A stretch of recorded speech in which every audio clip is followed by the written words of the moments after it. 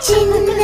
கிருஷ்ணனே கோகுலவாசனே எங்களின் தோழனே நந்தகோபாலனே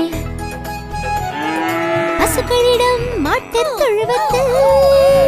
செய்த குறும்பை நானும் சொல்லவா கடைந்த வெண்ணெய் நிறைந்த பானை திருடித்தான் வந்து நீயும் கொடுத்த அழகை சொல்லவா சின்ன கிருஷ்ணனே கோகுலவாசனே எங்களின் தோழனே நந்தகோபாலனே